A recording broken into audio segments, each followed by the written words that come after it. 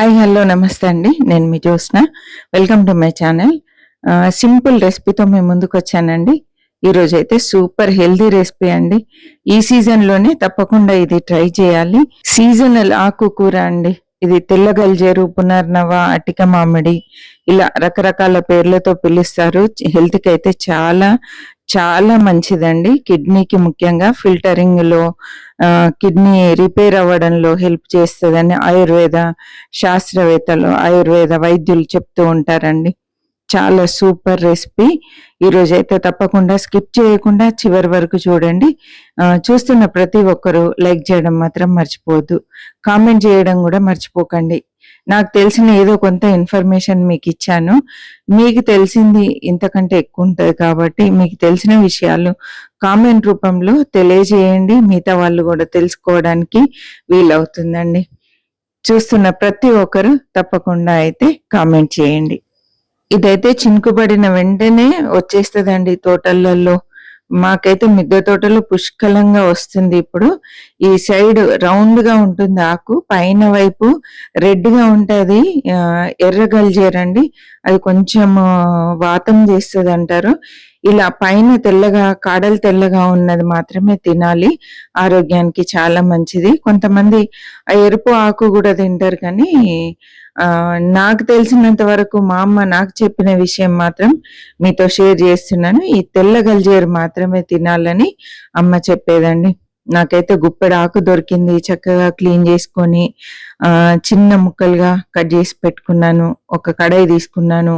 2 table స్పూన్ల oil వేసానండి. Oil వేడైన తర్వాత ఆవాలు జీలకర్ర వేసేసాను.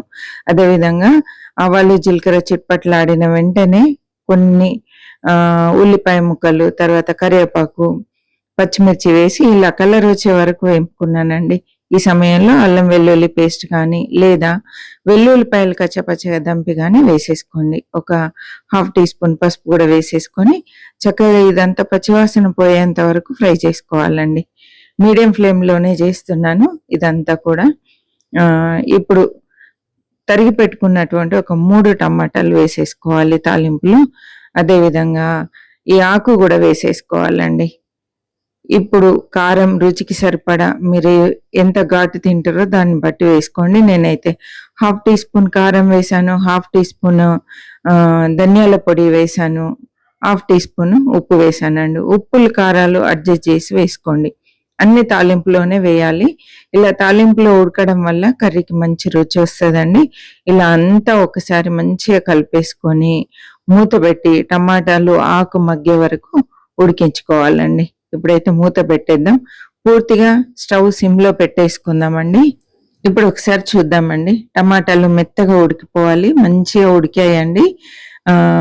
ఇందులో ఎక్కువ నీరు శాతం రాదు కాబట్టి స్టవ్ మాత్రం సిమ్లో పెట్టి ఉడికించుకోవాలి. ఇలా మెత్తగా ఉడికేంత వరకు ఉడికించాలండి. నాకైతే ఒక 2 నిమిషాల సమయం పట్టింది. పెసరపప్పు ఒక చిన్న కప్పెడు పప్పు తీసుకొని చక్కగా ఒక అరగంట పాటు నానబెట్టుకున్నానండి. నానడం వల్ల ఎసిడిటీ కాకుండా ఉంటుంది, గ్యాస్ ఆదా అవుతుంది. త్వరగా ఉడికిపోవడం వల్ల గ్యాస్ ఆదా అవుతుందండి. ఇలా పప్పు వేసేసుకొని కాసేపు ఫ్రై చేసి ఇప్పుడు మూత పెట్టి 1 నిమిషం పాటు మగ్గించాలి. ఇలా మగ్గించడం వల్ల పప్పుకు ఉప్పు కారం పట్టుకొని మంచి రుచి వస్తుందండి. చూసారా, 1 నిమిషం పాటు మగ్గించిన తర్వాత పప్పు ఇలా ఉంది. ఒకసారి అంతా కలిపేసుకోవాలి.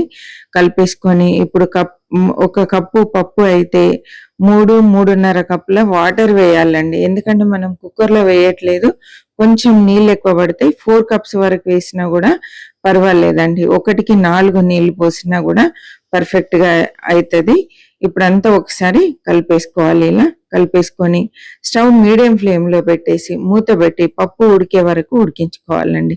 చాలా త్వరగా ఒక 10 నిమిషాలలో ఉడికిపోతుంది. ఎందుకంటే పప్పు నానబెట్టాం కాబట్టి ఎక్కువ సమయం పట్టదండి. కొంచెం లిక్విడ్ గా ఉంటేనే బాగుంటుంది ఈ కర్రీ, కాబట్టి ఇలా కొంచెం లిక్విడ్ గా ఉంచానండి. పప్పు పర్ఫెక్ట్ గా ఉడికిపోయింది. ఇప్పుడైతే ఫ్రెష్ కొత్తిమీర జల్లేసుకొని అంతా ఒకసారి కలిపేసుకొని 1 నిమిషం పాటు మూత పెట్టి స్టవ్ ఆఫ్ చేసుకోవడమే అండి. పూర్తిగా ఆ ఫ్లేవర్, కొత్తిమీర ఫ్లేవర్ అంతా పప్పుకు పట్టుకుంటుంది. ఇలా చేయడం వల్ల పప్పుకు మంచి రుచి, కమ్మదనం వస్తుందండి.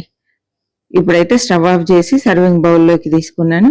చూసారు కదా ఎంత సింపుల్ గా ప్రిపేర్ చేసుకున్నాము.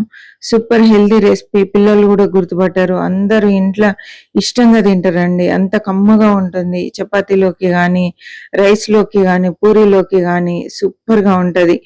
ఈ అటిక మామిడి, తర్వాత పునర్నవ, తెల్ల గల్జేరు ఎక్కడ దొరికినా వదిలిపెట్టకండి. చాలా చాలా చాలా మంచి ఆకుకూర, సీజన్ లోనే దొరుకుతుంది కాబట్టి అస్సలు మిస్ చేసుకోకండి. ఈ వీడియో ఎలా అనిపించింది ఏంటి అనేది తప్పకుండా కామెంట్ చేయండి. చూస్తున్న ప్రతి ఒక్కరు లైక్ చేయండి, షేర్ చేయండి, సబ్స్క్రైబ్ చేయండి. కొత్తగా చూసే వాళ్ళు ఒకసారి ప్రీవియస్ వీడియోస్ చూడండి. నచ్చితే తప్పకుండా సబ్స్క్రైబ్ చేయండి. మరి ఒక మంచి రెసిపీతో మళ్ళీ కలుద్దాం. చివరి వరకు చూసినందుకు థ్యాంక్ యూ సో మచ్ అండి.